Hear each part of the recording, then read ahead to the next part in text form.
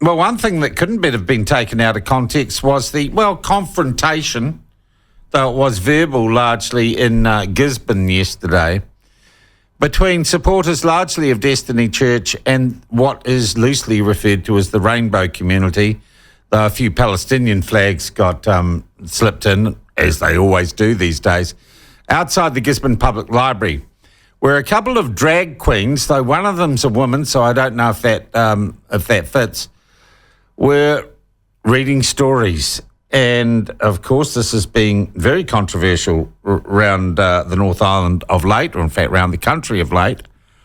And the reading went ahead at the same time as the Hawke's Bay Council said they are going to cancel their drag queen or blokes dressed as Sheila's reading stories to kids event at the, was it the Napier or the Hastings Library in a few days' time.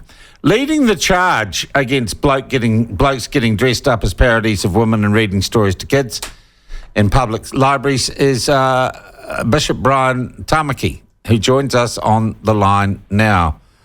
Brian, welcome to the platform. Nice to have you with us. Yes, it's a very good morning. Thank you, Sean. All right, Brian. Sorry, you on the speakerphone, Brian? Yeah, you want to put it on my ear? Yeah, it's just the quality's not very good. You sound a long way away. So if you could just... Is that better? Yeah, that's better. Thank you, mate. No problems. Look, I take it you and your supporters or your brethren are regarding yesterday as a failure, given that the drag queen story time went ahead? No, it didn't. It was only the library workers that were inside and a few of the LGBT community. We definitely won that one as well. Don't forget we shut down Rotorua. Hastings then cancelled theirs. Gisborne, this one here. And we will be also looking at ones that are coming up in Wellington and other places around the country. In fact, it's everywhere. Brian, I might agree with you morally about the benefits or the merits or otherwise of drag queen story time. But I don't know that I'm particularly comfortable to live in a country where a bunch of people can basically bully other people into not doing something. Who's the bully? You. Oh, no, I'm not a bully. Never have been. We have a right to protest. You've used language I've seen in your social media, things like fighting, or we're going to beat them, we're going to win. It's very confrontational, Brian. No, it isn't. It's the right thing to do to fight for our children's future. So we stood to shut down the drag queens in libraries that were bringing their kind of perversion on children and in schools.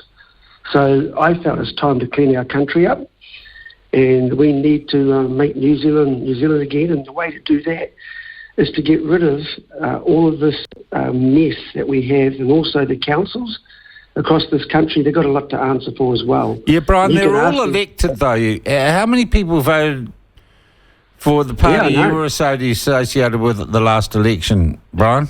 Yeah, well, this is right. Well, less than I imagine, Brian, than voted for any of the councils that made the decisions to go ahead with these story times.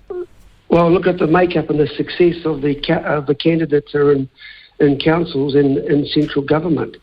I suppose you're going to say then that that's good, what we have now and what we've had in government and what we've had in these elections. I'm not saying that, but what I'm saying is... What I'm saying is, if you can't, what I'm saying is that painting over a rainbow crossing seems rather childish, and turning up and yelling at people because you don't like what they're doing seems rather boorish and bullyish. Okay, then. So let me tell you what happened there. They are illegal. These rainbow crossings are dangerous. And the NZTA, which is the New Zealand Transport Agency, fought with the Wellington, City Council, that when they first put the first rainbow crossing on a public road, they told them it was illegal and not to do it. And they threatened the Wellington City Council with police intervention. But you know what they did? They typically, of these councils, they just went ahead and did it anyway. And now... they did not obey the law, and they're above the law now because other towns and cities have got these dangerous and from a minority group, these rainbow crossings. So what do you say about that? Is that right? They're going to break the law, and that the NZTA actually got bullied and backed down, and that's what happens to a lot of New Zealanders. They just fold in the face of these people bullying. That's the real bully there, not us. Yeah. So you tell me why New Zealand TA and the government haven't. Well, I pulled can't. this You'd have to ask them. I can't answer on their behalf. Well, that's why. Brian, so then, it's also noted that one of the drag queens used to be in your church. No, that's not true. Is that not true? Because that's been widely spread on social media. 20 years plus ago, we checked our records. Look, anybody, you can walk into our church for one visit at the back. Yeah, highly unlikely, Brian. Remember. Highly unlikely. Yeah. But you're saying this person isn't a former. You might be paying a visit soon, because the way the world's going, it's going to need better answers and solutions than what we're getting now from. All right, so Brian, this person isn't. You're denying any association with any of these drag queens? No, it's denying. It's a fact. Anybody can say that they're a member. Like anybody can say we're bullies, like you did. Okay. The truth of the matter is that the public, most parents, do not want drag queens, and this is a man, just a guy turning up dressed as a woman is enough to say, look, you go and do that in your privacy wherever you want. I don't deny you the fact that you can express yourself however, but not on our children, young people, or in our education system. Yeah. Then we've got something to say. Well, Brian, I've got to admit, I was talking to a friend the other night, and they said it's a bit like that ad, what is it? Togs, undies, right? For when budgie smugglers become underwear and inappropriate. And someone said, for the drag queen, that flip over, that change happens at the door of the nightclub or the R18 establishment. And once they walk out onto the street, it's a different thing entirely. Is that how you see it? Well, I think the perversion in this country is up to its eyeballs, to be honest. I'm here to clean it up. I believe that parents don't like what's going on. We don't hate. I don't deny or oppose their expression of what they want to be. But you do it in your private place and don't push it or force it on our children.